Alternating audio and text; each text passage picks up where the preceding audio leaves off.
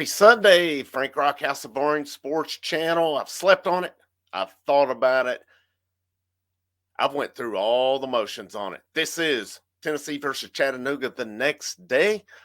Tennessee rolls 69-3 yesterday. I did the post-game video right after it. I released that. I'll link it to end. But I was just at that point wowed by what I had seen. And I said it numerous times. Yes, I know it's Chattanooga.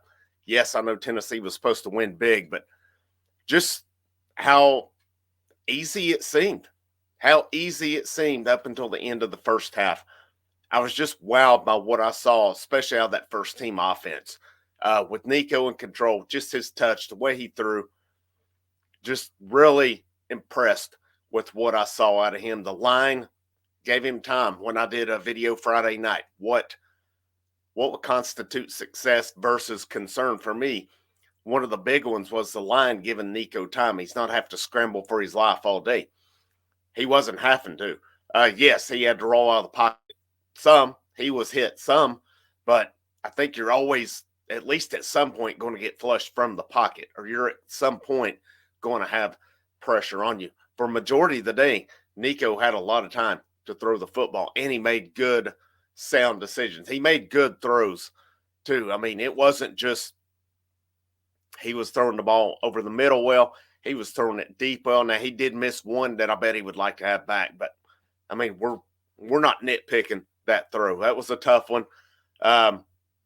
He just let a little bit too much on it. And the announcer even said the receiver kind of did not get out of the box good. So, the whole story is not always the quarterback. Sometimes it's on the receiver, just as the Gaston Moore interception, I don't think was totally on Gaston Moore. The receiver stopped on that one when he should have kept on going.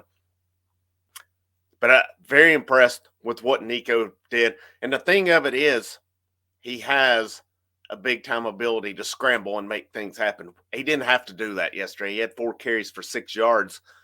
And more of that was, I would say, probably more because of where he dropped the snap and he took off and got a little bit of yards with it. But, Josh Heupel, they asked him about it, and he said, well, he's a young guy. He left some stuff on the field. And Nico said, and I like that he said that the big thing for him is when we're up big, we got to keep our foot on their throats and not go to sleep.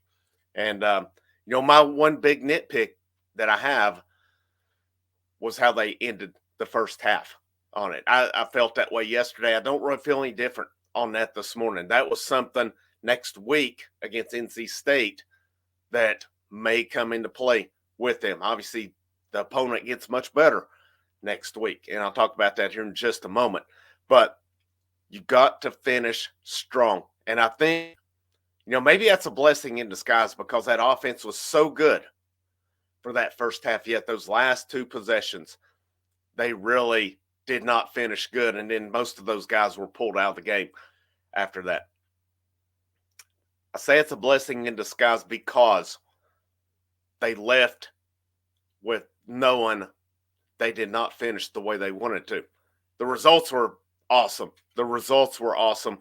But still yet, if you want something to critique how they finished, that leaves them that bit of hunger. No, man, if we'd have just finished off that half strong, what a day it would have been. It was still what a day, But the running backs, I was impressed with the running backs. Dylan Sampson, I'm saying it now. Dylan Sampson, I expect him to have a bigger year than Jalen Wright did. He's going to get majority of the carries, especially in these big games.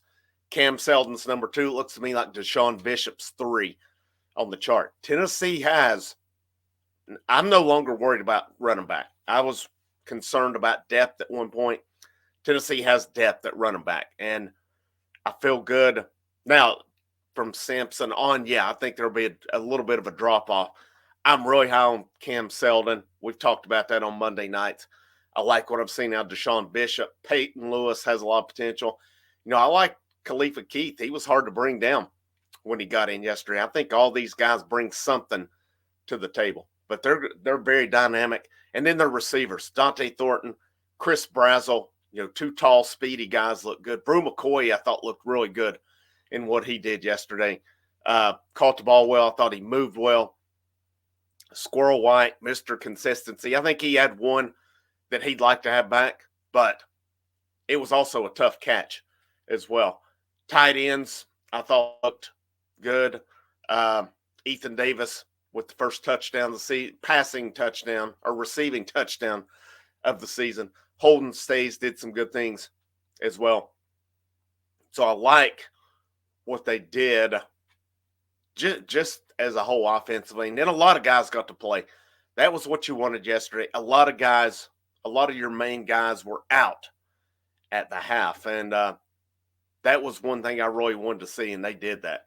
Defensively, I thought it was an excellent day for this team. 3 points. I want to give a shout out to Nathan Leacock because it could have been 10 had he not hustled the way he did on that interception. It looked like that guy was going for a touchdown.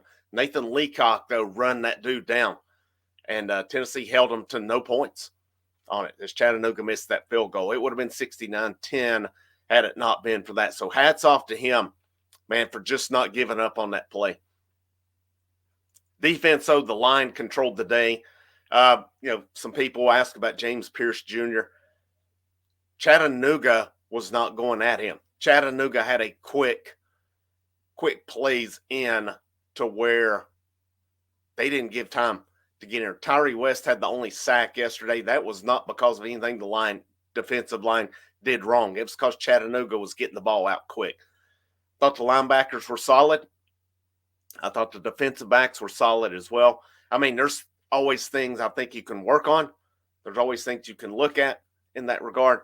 But I thought overall the defense was really solid, and I apologize that my camera is out of focus. I don't know what is going on with it here right now.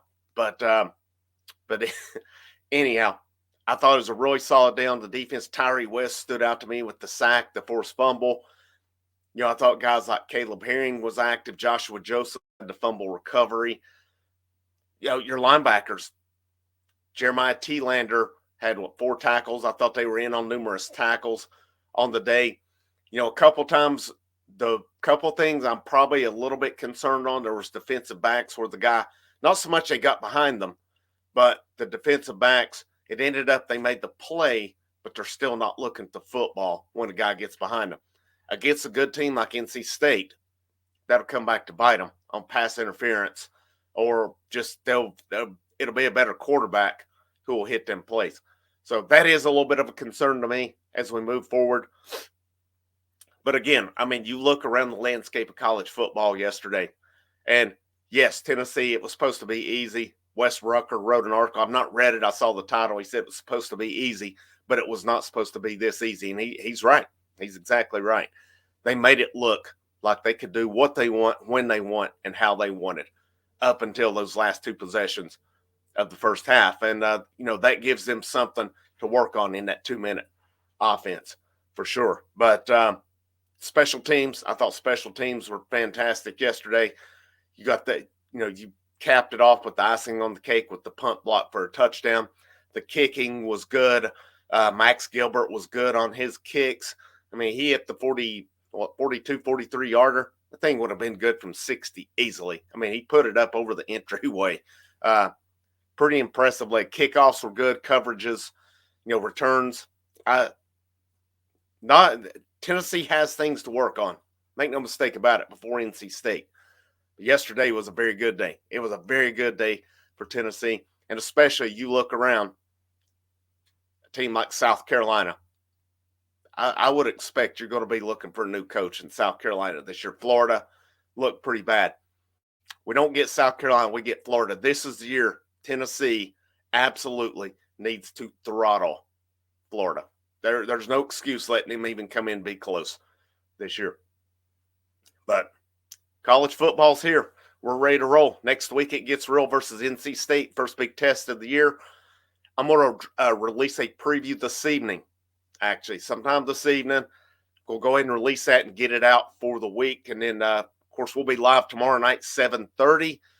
Hope you'll be able to join us for that. We'll talk the game we'll talk yesterday's game. We'll talk NC State. We'll talk a little bit of college football around the country.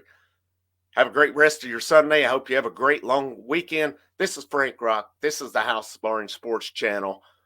And I'll see you when I see you.